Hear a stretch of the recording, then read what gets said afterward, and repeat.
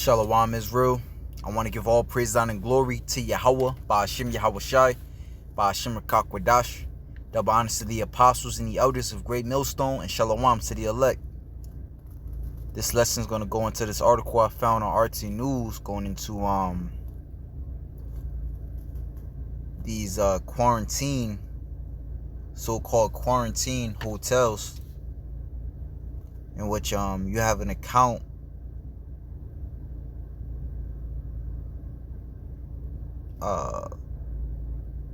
I can't remember, I don't know the guy's name, but it's basically an account from a guy who, he went to visit, I believe, some family out there in the UK, and he went back to Taiwan, and he's giving his account, and different people giving their account about these different quarantine hotels in different parts of the world. Now, I just want to read the first account of this guy because I would say it's more realistic to the times we're coming into. Alright, so it says, like being in prison, the grim reality of what you can expect from a stay-in hotel quarantine. Britain is the latest country to introduce quarantine periods in hotels for those arriving from abroad. RT spoke to 4 people currently isolating in hotel rooms around the world to find out the challenges they're facing. Boris Johnson has confirmed that hotel quarantining will begin in the UK from Monday. Anyone, including British citizens traveling from 30 red list countries, will be transported from the airport they arrived at and expected to stay under supervision for up to 10 days. A host of other governments implemented the policy many months ago to try and stop the spread of the C-19. And now it seems more could follow suit as the virus continues to proliferate and more variants are discovered. I just seen something that said it was another variant from, here in the States, from South Africa. So it's only a matter of time before this place gets locked down. You get cast out of your homes. Lockdown without end in the UK. Boris Johnson has shown Brits the finger. Okay, that's another article. It says the results will be that in a short time at least, foreign travel will become extremely expensive, time-consuming, and unappealing. But if you do decide to take the plunge, what can you expect if you had to quarantine? I think it reminds me of that movie, Quarantine. Where they locked down the whole... It's actually a show. What's the show on Netflix? But it was a movie, Quarantine, where they locked down the whole building. Nobody in, and if you try to leave, you got shot down. That's how it's going to be. British architect...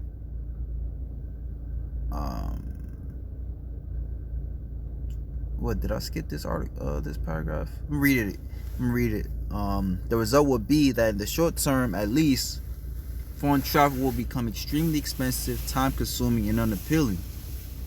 But if you do decide to take the plunge, what can you expect if you have to quarantine? RT spoke to 3 people who have endured the experience to find out what it's like being cooped up in a hotel room all day, every day.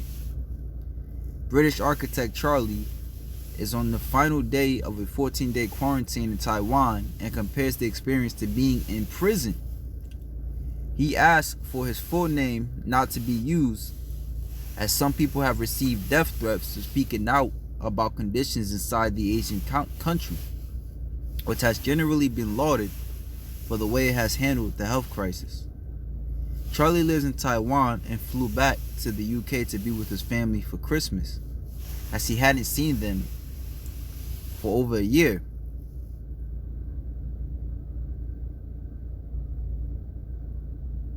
Okay, he flew back to the UK. On his return, along with his wife, he was assigned a hotel for free.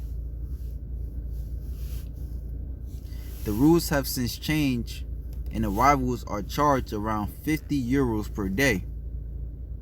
He said, "We arrived at the airport in Taipei and was shepherded off to fill in some forms. then informed that we would be being transported by bus to a city roughly 1.5 hours away.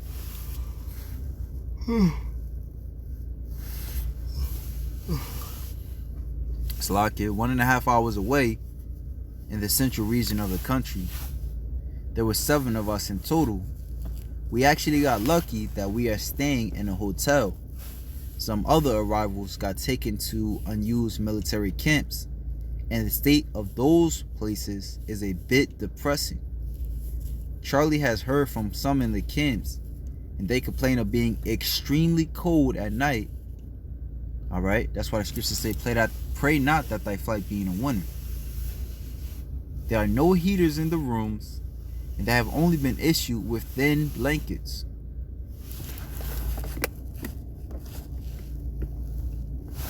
Even though his conditions have been luxurious in comparison, Charlie has been unable to get any fresh air in the duration of his stay.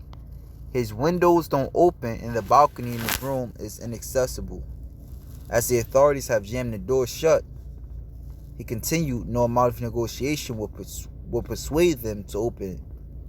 I spent a couple of hours trying to pick the lock so I can get some fresh air, but that was a bit too ambitious. The rest of my time has been spent playing Football Manager.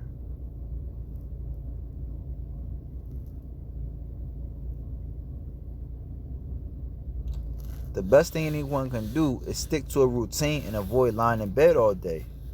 I quickly learned how important it was to get up at breakfast time and stay up all day until an arbitrary bedtime I use 10 p.m. Even though I'm sat at a desk all day with a sore neck and back from a rigid chair, at least I can sleep okay at night. Adding to his frustration, the food has been a massive disappointment.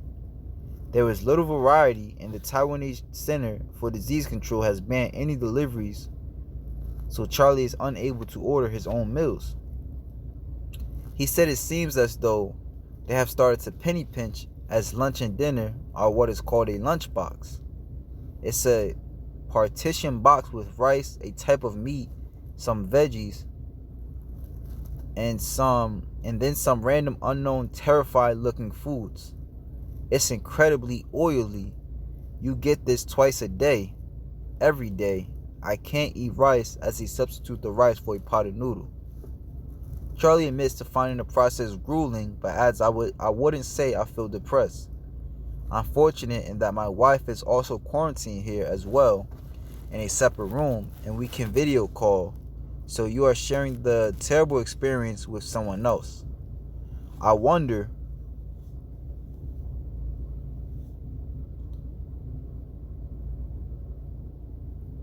I would really be concerned for anyone doing quarantine like this on their own, though. No one on the outside knows quite what it's like. I certainly didn't. And now he's experienced the process firsthand. Charlie is adamant that he will never undergo it again. He's stressed. Not a chance. I won't be flying anywhere until there is no chance of quarantine.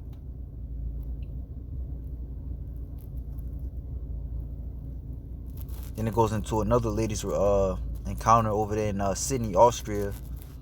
But I just wanted to, touch on that.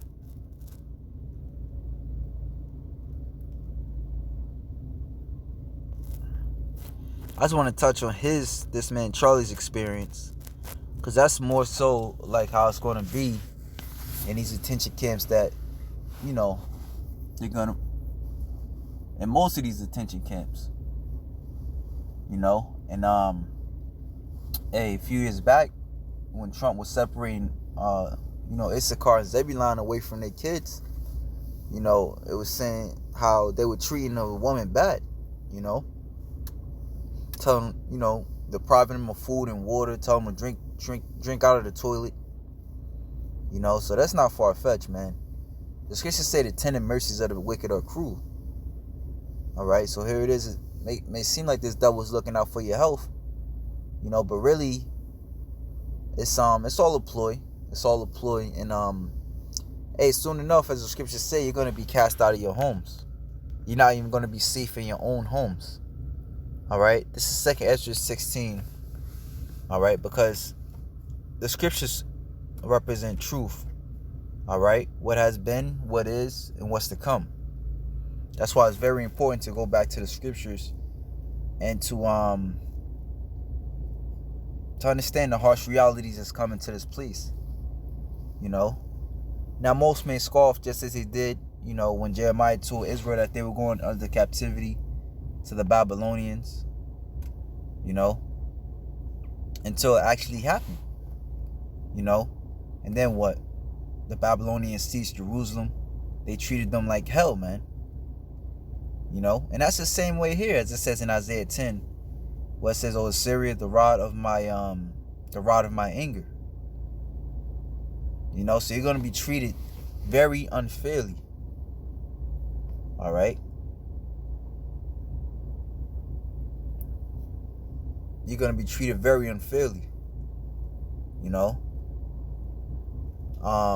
Hey, this devil Joe Biden already came out, you know, like a dictator, signing what they said, like 37 executive orders in his first week in office. You know, so it's going to get bad out here, man.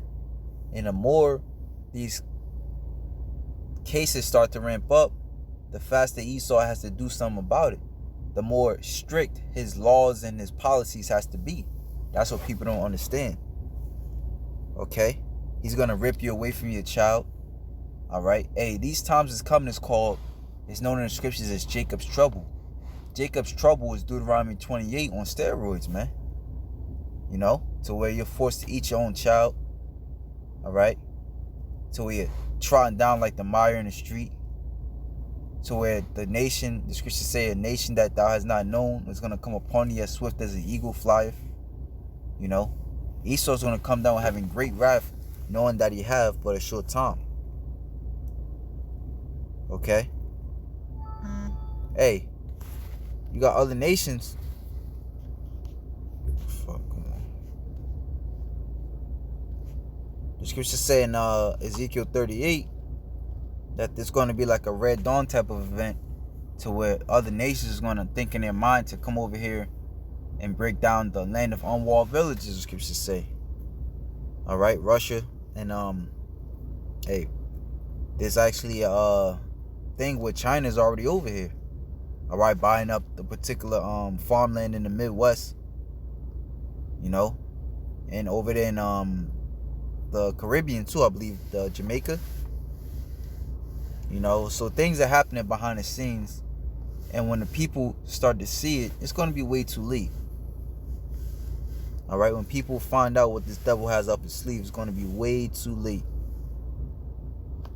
This is 2nd Esdras chapter 16,